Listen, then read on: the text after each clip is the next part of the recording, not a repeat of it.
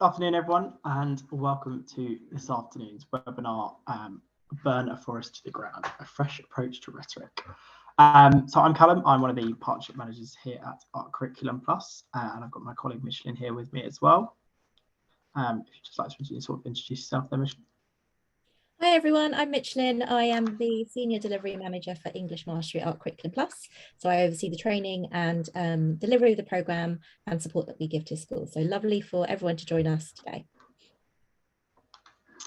Perfect, thank you. So yeah, I can see there's lots of you ready to go already. So I'll just run through a couple of housekeeping bits. So if you mind keeping your video off and making sure you're on mute at all times. So we'll use the chat function as we go along. I can see there's already a couple of bits that's been posted in there. We will cover the trial, English Mastery trial, as we go on through the session.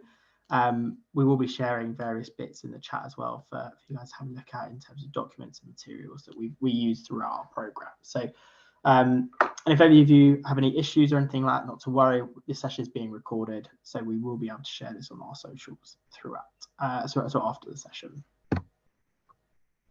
So just in case anyone's a bit unfamiliar about what we do, so here at Ark Curriculum Plus, we provide fully resourced curriculum materials for schools across a range of subjects. So we have various maths programs, English, science, geography, but also currently the two that we're really excited about is our maths primary program, which is receiving some EF funding, as well as our English mastery program, which has the trial going on ahead next year to test the efficacy and how it performs against other programs.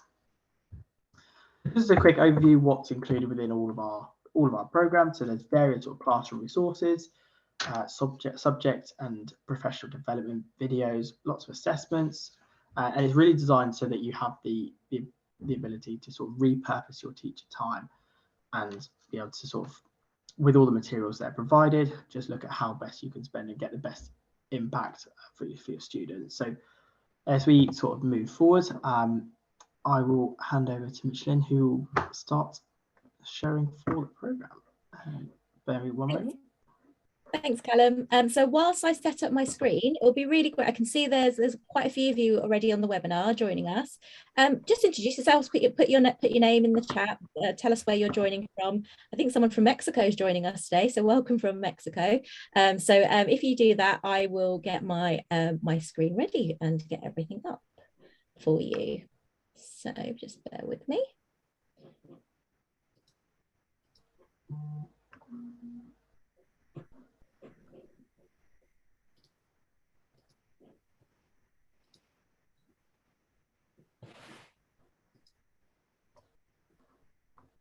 Okay, should be coming up in a minute.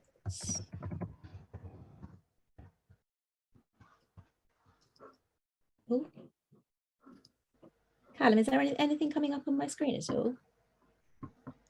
No, bear me one moment. What I'll do is I'll make you full host, and then that should hopefully give you the access to do so. Brilliant, thank you.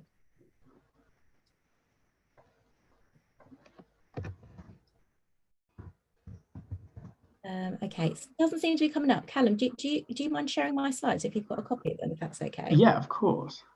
Thank you. Sorry, everyone, we've just got a couple of technical glitches whilst Callum's doing that. Weather, everyone from UK, how's weather? Actually a bit of sunshine today, Nabila, so thanks for checking. It was a bit of rain here and there, but you know, April, May showers and everything. Some people joined us from Coventry, Kent, Southampton. Lovely, thank you everyone. Okay, so lovely to have you here. If you are joining us, hopefully you're here because you want to learn a little bit more about our approach to rhetoric. Rhetoric is one of the new units that we have in the English Mastery curriculum, and we just wanted to share some of the, kind of the context in terms of why we created this unit, and also share some of the resources as well.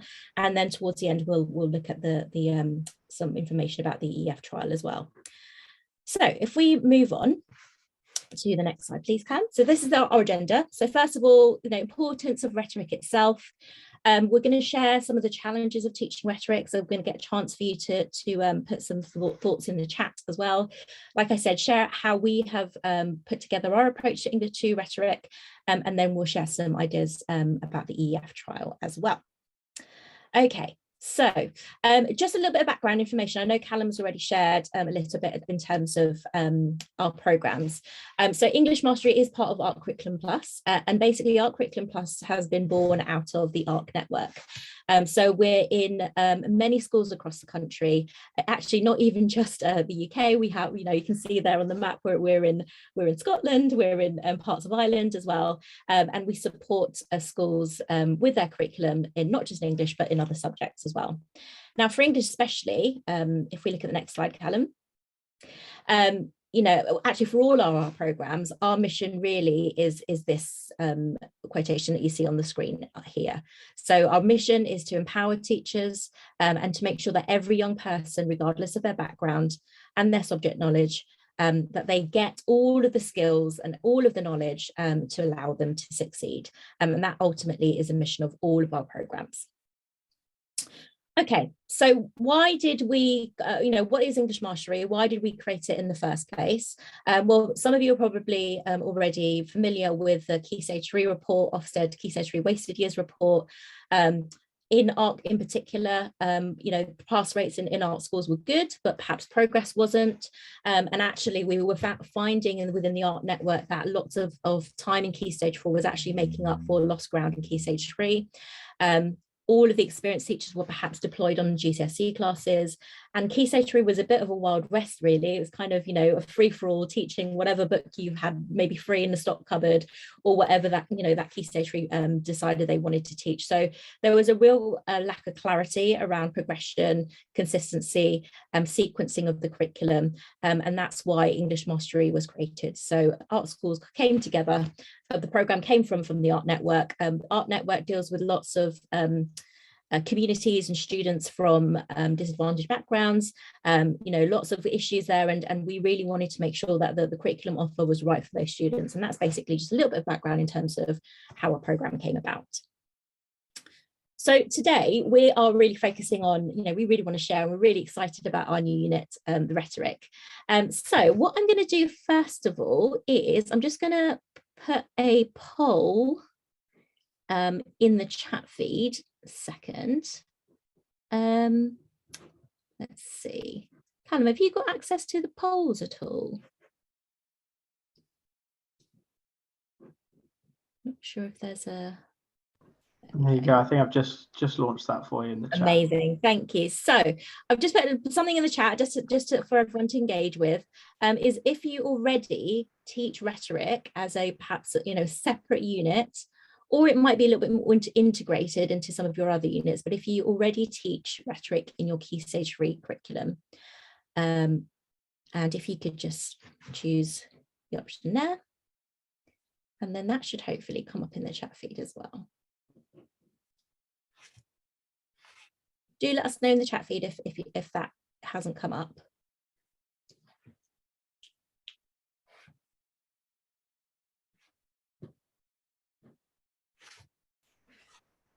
So far, we're looking at a 75-25 split in favour of teaching rhetoric at the moment. Brilliant. Good. Okay, that is good to hear. So I know lots of you are probably already thinking, you probably already know the importance of it if it's already a unit that's being taught in your curriculum. So that's really good to hear.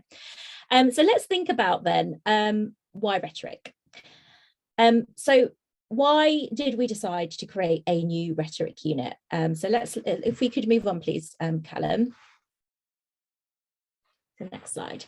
So what I'd like you to do is if you could share in the chat feed, first of all, if 75% of you said that you actually teach rhetoric already. So first of all, why do you think it's important to study rhetoric at Key Stage 3? And secondly, what are your thoughts in terms of how this might affect a student's cultural and academic literacy? So I'm going to give everyone just maybe 2 minutes just to share their thoughts in the chat feed. So why study rhetoric? What's the importance of it? Why should, how is it helping students in terms of their cultural and academic literacy?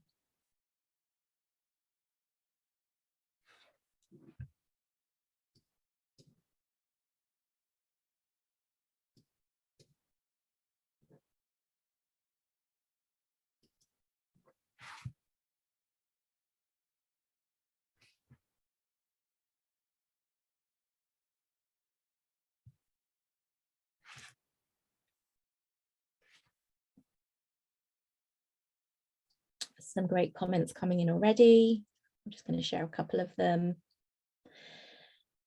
Yeah, absolutely, Catherine. Definitely assisting with active reading. Danielle, you've said that it helps with both spoken and written. Yeah, it's really, you know, two birds, one stone, isn't it? With rhetoric, you're looking at writing skills when you're putting together those arguments, but you're also looking at the performance element. Stephanie, thank you for sharing yours about the manipulative nature of rhetoric. Absolutely, yes. How to be persuasive.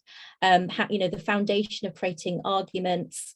Lots of comments there about manipulating language. It's a real craft, isn't it? And actually, in all walks of life, it's really important to think about how you can craft your language, how you can use that in favor to persuade your audience. Thank you, Nabila. You're already a step ahead, thinking about the, you know, the early Greeks. Yes, definitely. It's been around a long time. You know, lots of political leaders definitely use it. Amazing, really great responses. Thank you so much. And Lauren just put down there, yes, absolutely, it is definitely useful for language paper 2. Obviously, you've got, you know, those of you who've got year 11s, you've probably gone through the rigmarole of filming them doing their spoken language assessment with their little placards, etc. So yes, it definitely is important. You know, we can't leave that all until Key Stage 4. We really should, they should have a strong foundation in rhetoric from Key Stage 3. Susanna, yes, definitely, thank you. Yes, formalizing the rhetoric and linking it back to the past, present, and obviously for preparation for GCSE. Thank you. Callum, could you move to the next slide, please? So here are just some reasons. You know, first of all, this has already been mentioned, but it really is important to think about how language is used to influence and persuade others. We're surrounded constantly by media, you know, politics, what's going on, but, you know, there's students are surrounded by lots of political debates, speaking, advertising, and it's really important for them to understand, you know, how that affects them and how people really use language to engage their audience. Also allows students to start thinking about how to analyze and evaluate the arguments of others. You know, when they're listening to political leaders, are they actually able to listen to what they're saying? Are they able to break down their messaging and think, you know, carefully about how they're using that language to really craft, you know, the response from their audience? And then if we think, and if we move on as well to the next slide, Callum, it really is important how thinking about how rhetoric has shaped history as well, how our cultural values, our beliefs, all of the speeches that perhaps you've already shared with your students, if you're already teaching rhetoric, thinking about those strong speeches in history that have really shaped, you know, people's responses. But ultimately, and this links to the next slide, really what we want to build in our students is the ability for them to have confidence in presenting themselves, in expressing and articulating their own ideas. I was really touched when I spoke to an English teacher recently where she said, you know, I was a really great student, I was really good at writing, I was really good at reading, but I never really had the confidence to express myself. And she found that as an adult, it was really difficult for her to feel like she could articulate herself. And she said, you know, if that was something that was taught when she was a bit younger, she felt that she probably would have had that confidence. And I think that's really, really important. We also know that oracy is really important in the curriculum. When we speak to English teachers regularly, they always talk about, well, actually, you know, we love speaking and listening tasks. We love all that creativity, being able to work in groups. But also having a space in the curriculum for structured talk, and also having space in the curriculum to link to fiction. I think sometimes, you know, especially if you're a literature specialist, you're kind of really focused on literature and analysis of language, and actually perhaps sometimes we miss opportunities for non-fiction as well. And we also, you know, obviously we not all schools are focused on what Ofsted messaging is, but in the recent Ofsted research report, and that's on the next slide, they do tell us about how a good English curriculum should provide frequent opportunities for students to practice, refine and apply their spoken language knowledge. And this should be done through exploratory talk, but also how to present ideas. And we can see there, can't we, that really is a foundation base for, you know, what they have to do at GCSE ultimately for spoken language. And so that's why we thought, you know, it's really important to have a rhetoric unit, and it should be at Key Stage 3. So currently it's in our Year 8 curriculum, but, you know, obviously some schools decide to use it in other year groups as well. Okay, so we've talked about why rhetoric, but now we're going to think about, first of all, well, why is teaching rhetoric challenging? So you've probably taught rhetoric several times in different iterations and different units. So let's think about the following. First of all, I'd really like to hear about what topics your students enjoy talking about in their speeches. When I think back to my teaching career, there was always that one Year 11 student who always wanted to do a speech about drugs, or, you know, making drugs legal, and sometimes they were quite persuasive. So there's probably like one particular topic, but it would be really great to hear what topics do your students enjoy talking about in speeches, if you have got them to do speaking and listening recently. And also, what do your students struggle with? So think about teaching a previous speaking listening units. What do you find has been their kind of barriers or challenges? So again, I'll give everyone a couple of minutes just to share their thoughts on those two questions.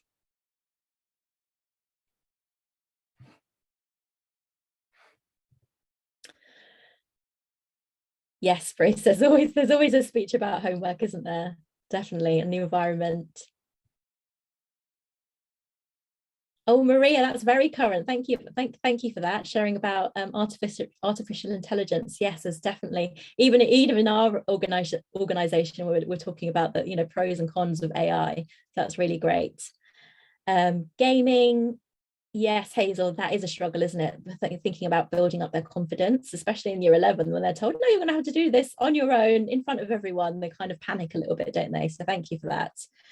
I'm not sure how I pronounce it now. I think it's Naima, or Naima. Yes, I found that in the past as well. Students often struggle to talk about themselves. Yes, definitely. I think everyone does, don't they? If you think about an interview and you have to talk about yourself, it's really difficult to do that. Oh, some really great topics here. Thank you so much, everyone, for sharing that. Yes, football, racism, problems in education. Yasmin, thank you. Yes, intonation is quite a difficult thing to master, isn't it? Brilliant. Thank you so much for that. That's great. So we can say, so, you know, there are lots of different topics, but what I'd like to share is kind of the common challenges that we've seen in teaching rhetoric over the years, our experience as the English team, as ex-English teachers. So I think one of the first challenges is that actually students have quite limited knowledge.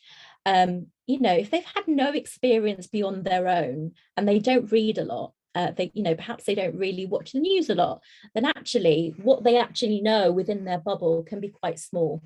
And I think sometimes it can be quite frustrating. You know, you've booked the IT room, you've managed to get them all in, you know, there might be some login issues, etc. And you've given them some topics to research. And actually you've sent them off to do some research about a topic that you said, you know, you can choose your topic, any topic that you're interested in, and then they'll come up with a printout. And actually, perhaps for you as a teacher, that might cause a little bit of frustration, because actually the knowledge of that topic isn't necessarily deep knowledge. It's just very surface knowledge. It's just whatever they've put on Google or ChatGPT, and perhaps they haven't really read that knowledge. And so sometimes, you know, their speeches can lack that depth of knowledge. So that might be one challenge of rhetoric. I think a second challenge, if we could move on to the next one, please, Callum. So the second challenge is the lack of organisation and structure. So again, you've probably, you know, with all good intentions, you've set them off, they're in their IT room, they've got all of their information, they've got their printouts of their information of their topic, but then they're not quite sure what to do with that topic. What do they do with all that information? Do they just simply, you know, copy and paste and edit a couple of bits and then put it on another sheet that they'll then read out? Or do they really know, you know, what bits of information should go first to have impact? What bits of information should go at the end? And so often we'll find that, you know, when it comes to performing their speech, that their speech perhaps lacks that organization, lacks that structure, or they lack the knowledge of how to structure their speech in order to deliver that impact on their audience. So the first challenge is, you know, lack of detailed or in-depth knowledge. Second challenge is that lack of organization. The third challenge then is stylistic choices. So I put different forests there. I'm sure some of you are probably au fait with some of these. Last one, maybe. I think last one I might have made up. But you're probably all used to the mnemonics of a forest, DfOrest. I've seen DeForest with 2 T's at one point. IP in a forest. And actually what we say in our new rhetoric is we're going to burn that forest down. All of the forests, all of the iterations of the forest, we're burning that down. Because what tends to happen is, although, you know, we as teachers naturally we want to give scaffolding to our students, but often what happens is when we give them these mnemonics, they tend to just literally create an example for each of those specific letters or each of those specific techniques, and then what it becomes is just a checklist. And again, that links to the earlier points about lack of structure, because sometimes I'll just literally go for that list in order. You know, how many speeches have you sat through and they've done a rhetorical question right at the beginning, or they've given us an anecdote and then they move on to facts that they've made up, or and then move on to opinions, etc. So we really, you know, although it can be helpful, we're not saying that they're not helpful at all. Obviously for those lower retaining students who do need a lot of scaffolding, it may be helpful at first, but actually relying on these techniques can in some ways hinder the quality of the language and the quality of the impact and stylistic choices that they put in their speech. And that's why that's the title of our webinar. We're burning all of the forests down. We're really thinking about the content and the nuances of putting together an impactful speech. So stylistic choices 1. The second and the last one is really memory and delivery. I think often so much time when we're teaching rhetoric is thinking about, you know, researching their topic, giving them time in it to actually put together their speech, but then the actual delivery of it sometimes can fall quite flat. There have been so many times as teachers where perhaps we've sat through and literally students are just reading off a piece of paper. Some students obviously will have flashcards, but even adults today, you know, something you might sit through a presentation and literally someone is just reading the slides and they haven't really thought about memorizing key points for impact and how to deliver those points. And so in our unit, we really spend time and really think about, you know, how can we teach students to remember things, remember their speech strategies, and also how we're thinking about their performance, which also relates to, you know, drama and intonation, which somebody mentioned earlier. So all of those things are really important. I'm just looking at the chat. Maria, dark forest, that's definitely one I have not heard of. Forest creep. That's great. Sounds a bit, yeah, that sounds a bit sinister, but thank you for that.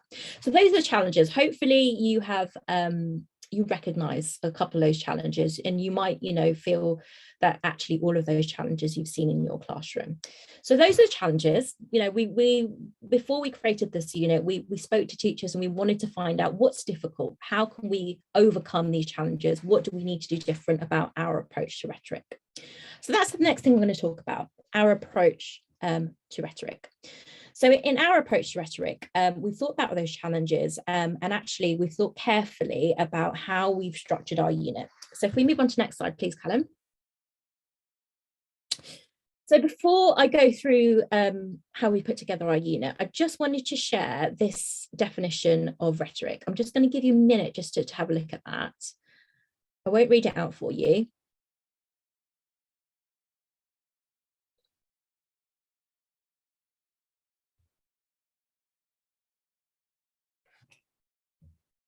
And so what I really want us to focus on is that keyword of exploitation. And somebody mentioned it earlier in the chat about manipulation.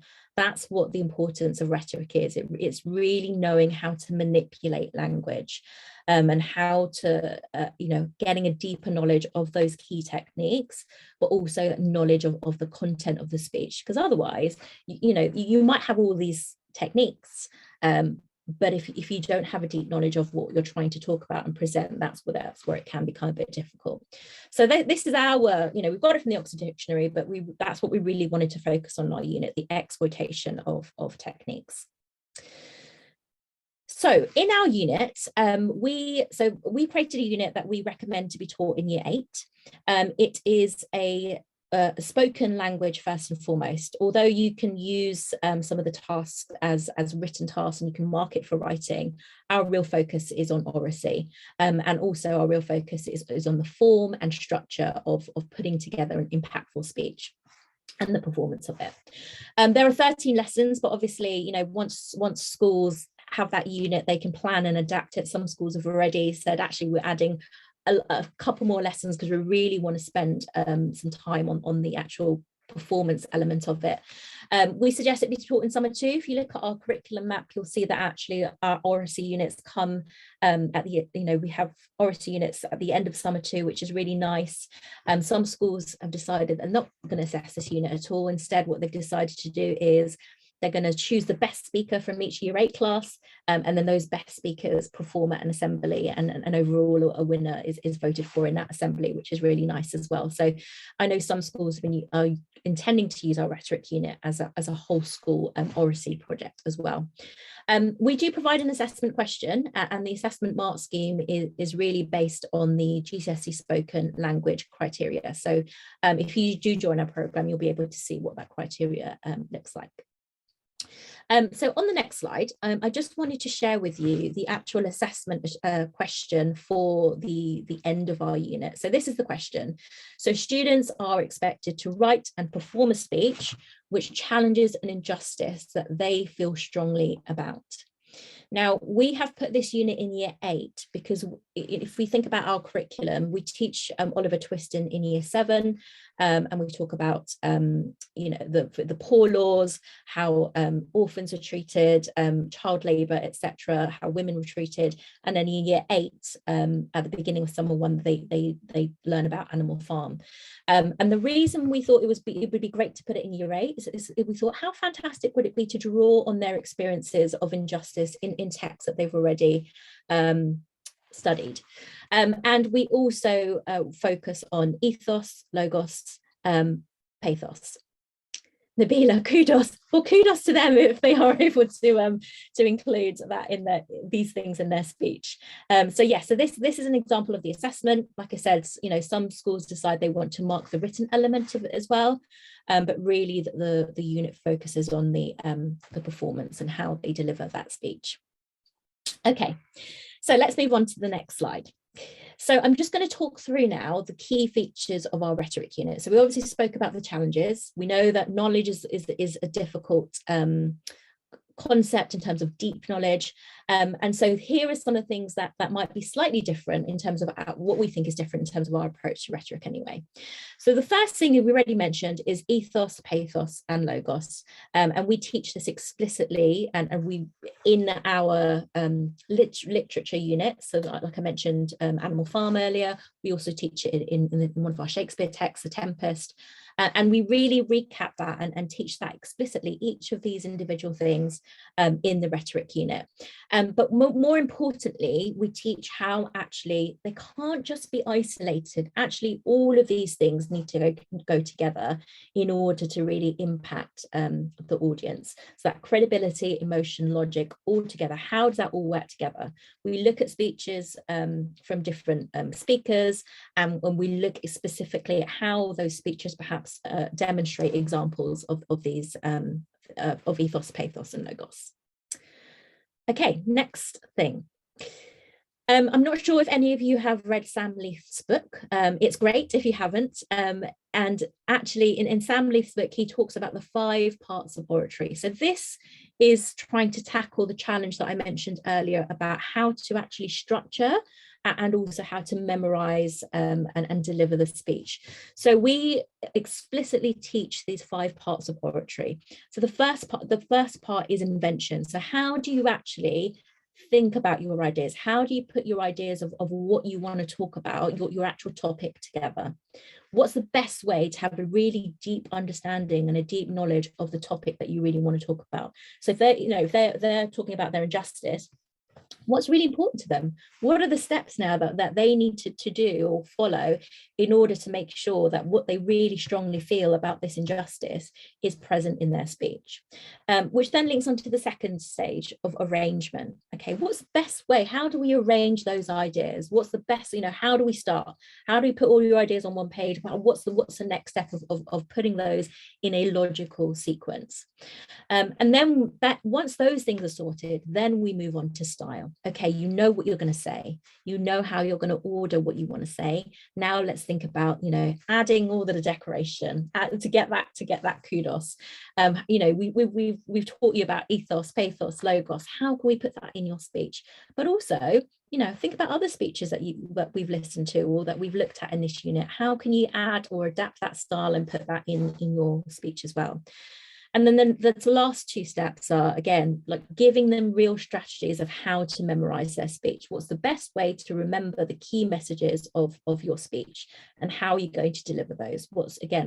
How are you going to capture your audience's attention? How are you going to get them to listen to you? How are you going to get them to feel that emotion that you want them to feel when you're delivering the language and the content of your speech? So we really focus on explicitly teaching those 5 stages or 5 parts of oratory.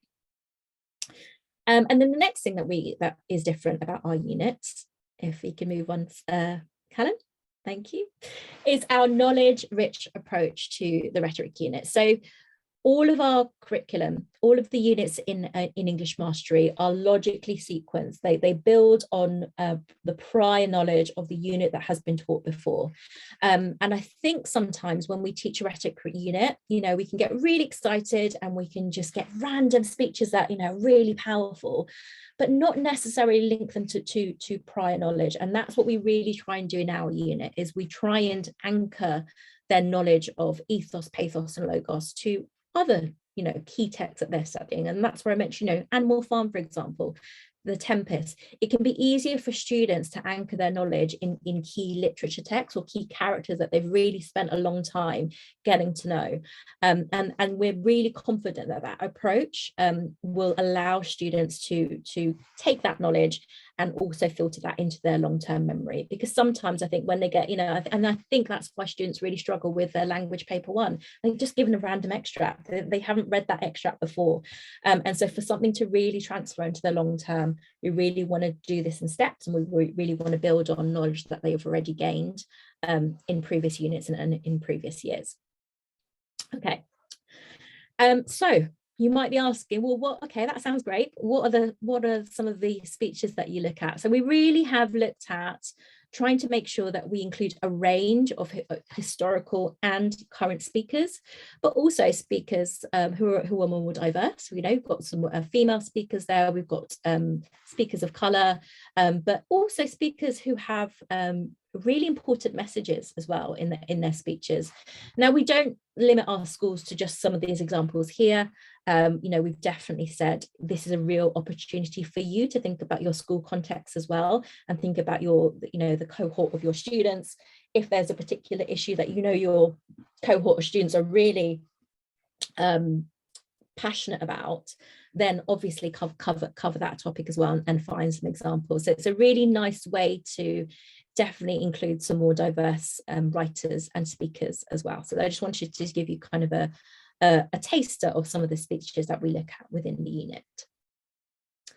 Okay, so I am in the chat feed. Let's see if this will work. I'll see if I can paste this. So I'm going to paste a link, and hopefully you should be able to open it. And in that link, it should show you the knowledge organizer. Let me see. Sorry, I think that's just pasted the title but not the link. Okay, let's see if this works. So if you click on that link, it should take you to a Word document.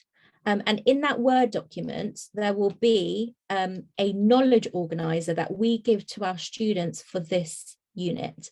And then on the second page is linked to the next task that we're going to do, is an extract from Animal Farm that we're going to look at in a moment. But if everyone could just click onto that link first of all, and then do let me know if you can't access it.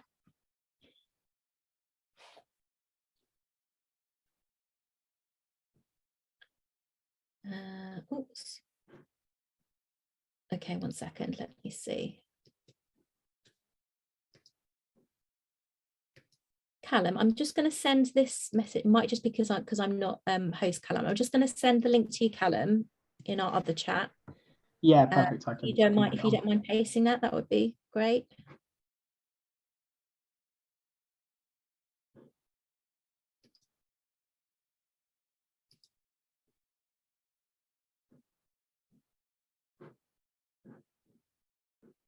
Okay, so I think Callum's put that in there for everyone. Okay, so once you've got the link open, it would just be, I just want you to spend a couple of minutes just to, this is what we give our students. This isn't the organizer for teachers. We do have a separate one for teachers. But I just wanted you to kind of look at an overview of what we give our students. And then all I'd like you to do is just in the chat feed, you know, what are the key things that you'd probably want to really focus on with your students? So what are the things that you'd want to draw attention to for your students? And again, if you could just share that in the chat feed, that would be great.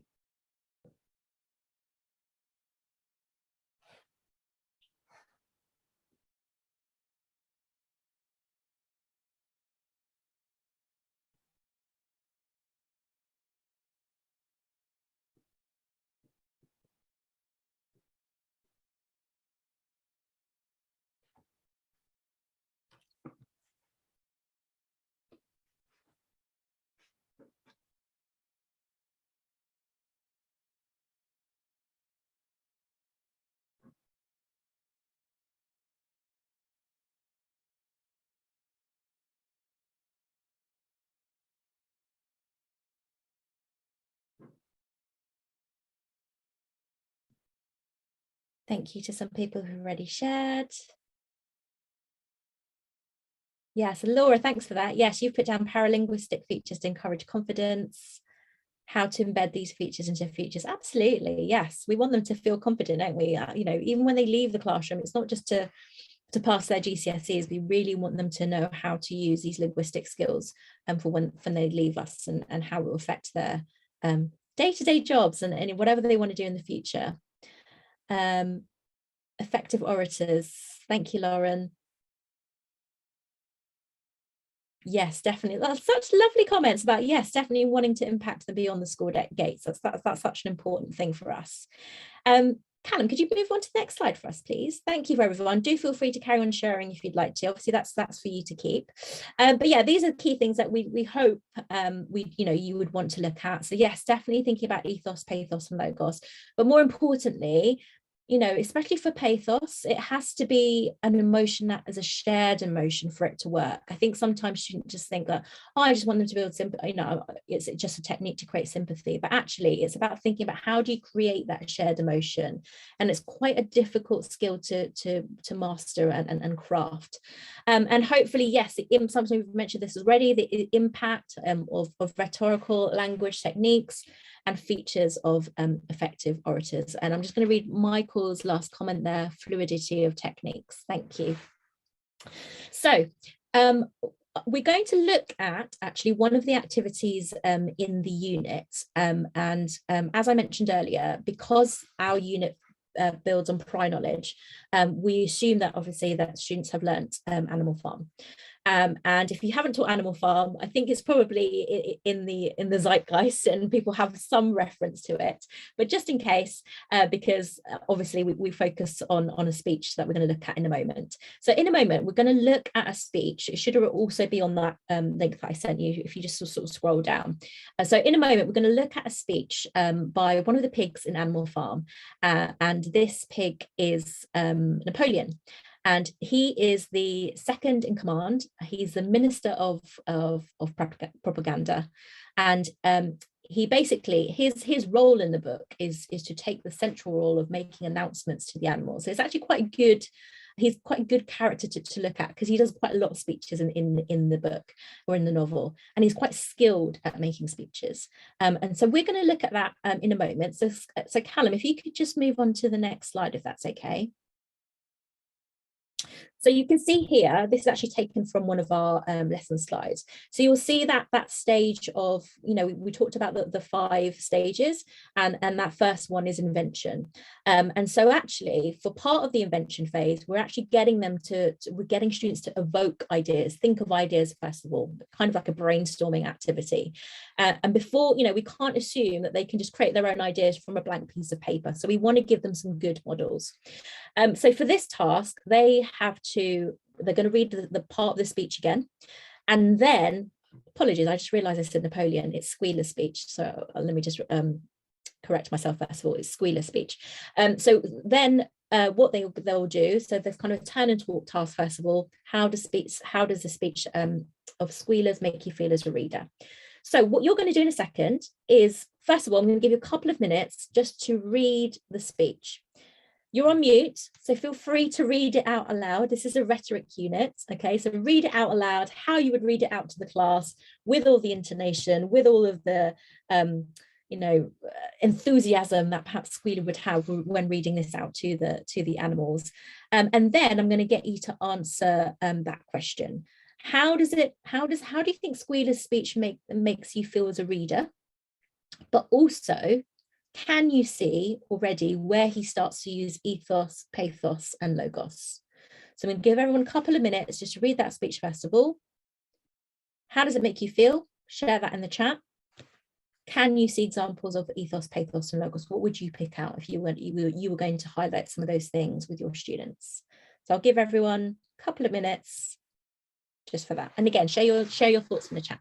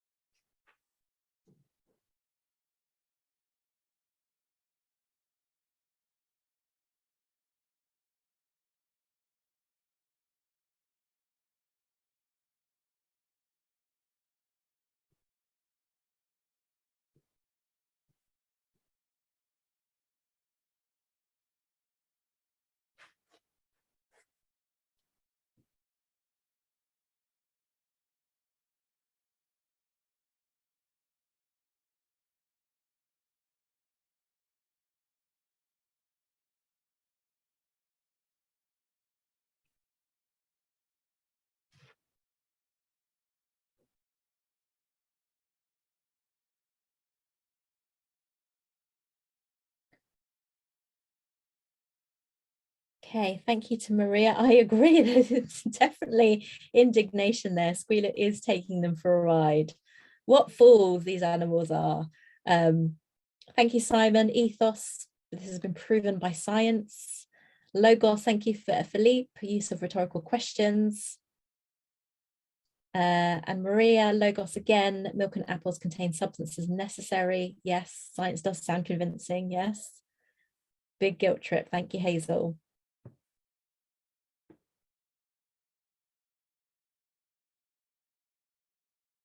Okay. Thank you, everyone. That's that. Do feel free to keep adding. Elaine, yes, that's great. Frustration. We want them to see what's happening. Yes, thank you so much. So, hopefully that's just a taster of some of the things that, of some of the tasks that are in that unit. I think it is, we do show them the various models. Animal Farm is one of them, but we also use some of the other speeches that we showed you in that sort of map and timeline. I'm just going to read Lauren's comment here. uses ethos through reference being proved by science, pathos through the threat of Jones coming back, yes, and logos through the explanation of the pigs as being brain workers. As a reader, I feel frustrated because I know that squealer is using rhetorical. Yes, absolutely, Lauren. And how many times have you felt frustrated? Maybe hearing that from some of our politicians as well, gaslighting the other animals. Absolutely. So I think it's such a great text to really compare to modern politicians as well. Let's have a look at this politician speech. Can we see anything familiar? Although it's obviously heavily rooted in the Russian leadership and context, I think we can definitely link some of the speeches that we see in Animal Farm to current speeches as well. And Philippe, thank you for your comment. You said, yes, feel disgusted. Absolutely. So I think it's a really great way just to show students, you know, look how he's really manipulating his audience. Look at how he's carefully chosen the language that he wants to use here. Look how he's using, you know, he makes it sound like it's true, that science is backed by science. So it's getting them to really understand, you know, how the use of these techniques really manipulate and affect, and how we can exploit those techniques for impact. And I think sometimes it can be difficult for them to recognize it when they're trying to do it themselves, but that's why we thought actually if they can relate to characters that they've already read about and they've really studied and they know really well, you know, it's quite easy for them to see, isn't it? Oh, these foolish animals, can't they see the pigs are taking them for rides? And I think that's kind of a nice way for them to see that as well. Brilliant. Thank you so much for all of your comments. Some really great thinking there. Okay, so we're going to move on to, sorry, before I move on to next bit, just to show you another task from the unit. So after they've thought about, okay, and they've read the speech, what we then do is get them to respond to the task. So we say explicitly, well, look, squealer speech reminds us of how he manipulates and exploits the animals. When have you felt something like this? When have you felt like you've been lied to? When have you felt like actually, you know, someone's told you something but done completely another thing? And that's another way. We've really thought about our questioning. We've really thought about what can we link it to that will help them feel, you know, the injustice that they feel really is important to them. So we get them to think about their topics, and that's, you know, that's all part of the invention phase. It's all part of them really thinking about their own ideas. So rather than us just giving them here's a topic, we want you to write about uniform, we want you to write about homework and how you don't like homework, actually we want them to be part of the planning process. We want them to start thinking about, no, actually what's important to me, rather than just talking about a random topic. What do I really think is important to me? And again, that links to that challenge of having that in-depth knowledge of the content of your speech. That's just the next, it was just kind of to show you how we then link those ideas. Okay, I'm conscious of time. We've got 10 minutes left. I also want to move on to the next bit. So that was just kind of an insight into the things that we think about, the things that we really thought hard about in putting together our rhetoric unit, the challenges and how we intend to meet those challenges. There will be, you'll probably see on Twitter in the next couple of weeks, our head of program, Steph, is going to be releasing a blog just about telling us about the process of how we, again, just a bit more detail of how we put the rhetoric unit together. So do look out for that as well. And obviously, you know, go on to English Mastery and download some of our trial resources if you want to see a little bit more. Okay, so that comes to the end of rhetoric. I think I could talk about rhetoric for a lot longer, but I also need to give you a bit of information about the English Mastery EF trial. So we had a question at the beginning, but I'm just going to talk through first of all, what is English Mastery? When you sign up to us, what do you actually get? So English Mastery is a full program. We don't just give you resources that you might download from TES, for example. It's not just lesson slides, it's a full curriculum. So we have a fully sequenced curriculum, framework, progression map, and alongside with that is obviously your lesson resources, your lesson slides, resources, homework, etc., guidance. We even have videos that accompany our units of work if you're not a subject specialist, and also it's training and development. So we have the curriculum, we've got the resources, and then we have training and development. So people on my team, and this is the team that I oversee, we provide termly training. We also have development visits. So we'll visit your school, we'll see lessons in action, we'll do learning walks, we'll also deliver training to your team. And also it includes assessment materials. So we have a summative assessment for each term. We also have formative assessment, and we also have our own standardization process, what we call assessing for mastery. We have norm referenced assessments. So what happens is every term, we bring all of the assessments together. We get some samples of assessments. Teachers send us copies of their assessments, and we actually sit and we standardize those assessments, and then we share that out to the whole to the mastery community. So it's a whole package. It's not just lesson slides or resources. Okay, it's all of these things. And I just wanted to show you, if you wanted to see our curriculum map. So we really thought carefully about how we put together our units of learning. So you'll see here probably rhetoric, you can see there in year 8, it's in summer 2, but that's something again that you probably might want to look at in a bit more detail when you sort of download our trial resources, but hopefully you'll be able to see the sequencing and progression of our curriculum on the curriculum map.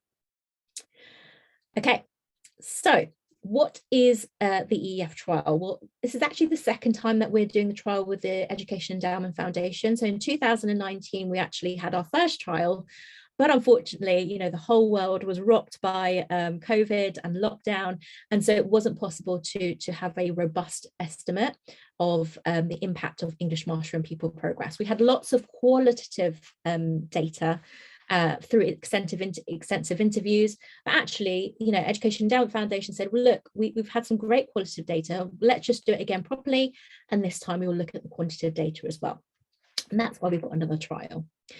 So I just wanted to share with you some of the feedback that we got from that qualitative data. So this was when we asked teachers what they thought English mastery had improved. These were their answers. So they thought 74% for grammar, 63% reading, 68% writing skills, and 75% progress overall. So they thought that actually the whole program allowed them to have progress. And again, I'm just going to give you a minute to read some of the comments here. But a key comment was thinking about the knowledge that students retain from year 7, and how actually that knowledge is then really present in year 8, year 9, and GCSE, especially their tier 2 vocabulary, and there's some examples there.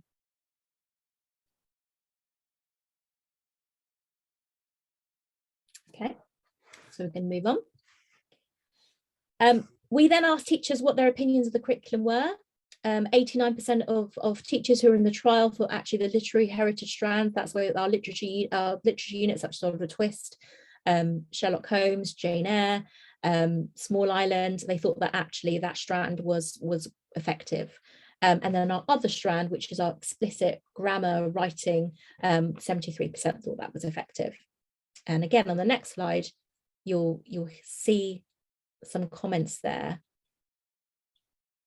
about how actually the curriculum has helped teacher workload as well.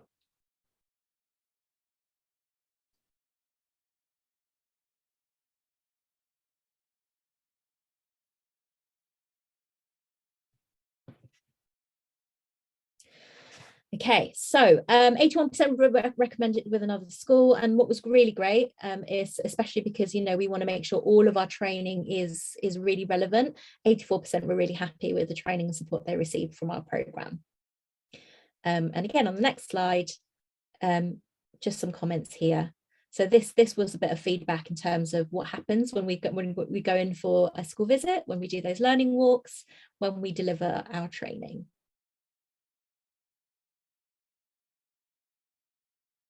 Okay, so the 2022 trial.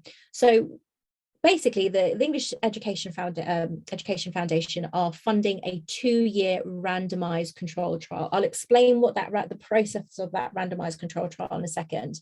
But basically the purpose of the trial is to assess the impact of our knowledge-rich English curriculum on pupil progress.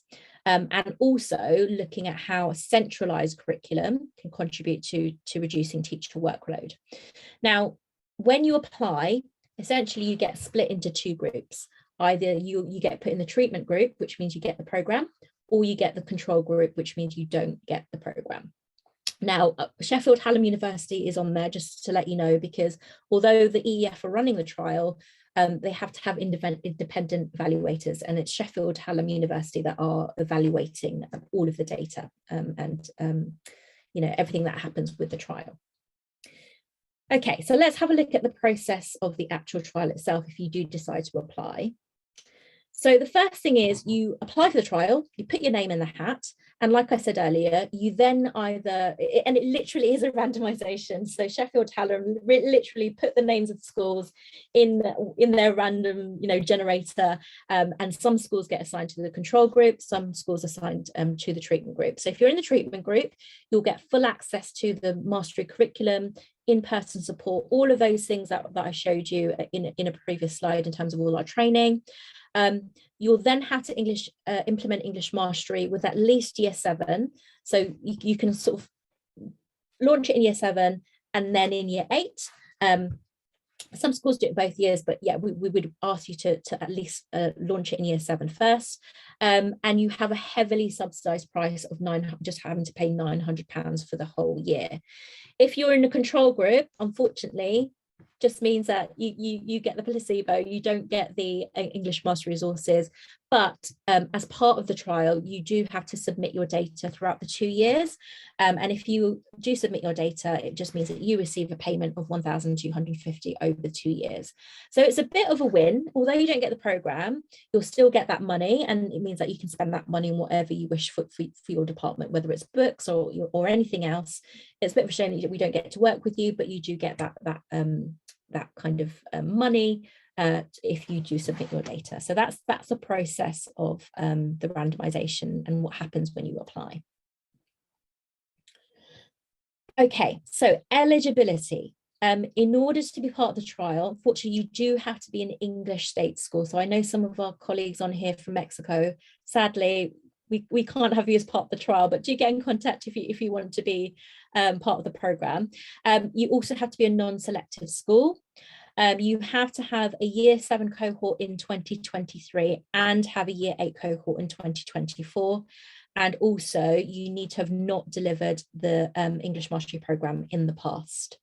So that's the eligibility criteria. So if you are interested, please book a call. You can just put your phone up to the screen, and that QR code will take you to a form that you can fill in to book a call. But also just go on to Ark Curriculum Plus if you want to read a little bit more. There's some information there as well. Follow our socials. But if you've got any questions as well, I think myself and Callum can stay on for a little bit. But yeah, thank you for giving us your time. Thank you, Simon. Brendan, there's a good question in the chat there for you, Michelle. Yeah, so Brendan's question is, if you're changing the curriculum, has the cost of text been considered, or are units written as right? So Brendan, we do have we've actually got a really good deal with a publisher who does offer us a discount for some of the texts that need to be bought. There are only certain texts that's a specific version of that text that have to be bought, but not all of them have to be bought. One thing you will have to consider, obviously, is photocopying costs. If you're not going to buy the books, obviously you'll have to factor in photocopying costs as well. But yeah, we have considered that. I hope that answers your question. Are we Callum, I'm not sure if we're sharing slides. I think we might be, but we are definitely sharing the recording, Laura. So if you want to have a look out for that, we can definitely. What we can do is we can always reach out from our partnerships email tomorrow to you, Laura, and just if your department wants to know any more, we can always answer those questions. But the recording will also be posted on the socials, as say. So yeah, be there to share and pass around. And Laura, do feel free to reach out, and I am on Twitter as well. So if you're on Twitter, you can reach out to me as well, and I can see if I can sort something out for you. CPD, so sorry, Catherine's question about a certificate of attendance. Callum, I'm not sure if that's... I don't think we do, I'm afraid. Yeah, no, don't think we have certificate of attendance for these webinars. Yeah. But again, you can just say, if someone really wants to check up, do let us know. I can say that you attended if you want to, but yeah, we don't have a formal certificate of attendance. Brilliant, thank you so much, and thank you everyone. Hope you've had a lovely day. Hopefully it's not raining, the rain has stopped, and you can enjoy a bit of the sunshine before it gets dark. Thanks everyone.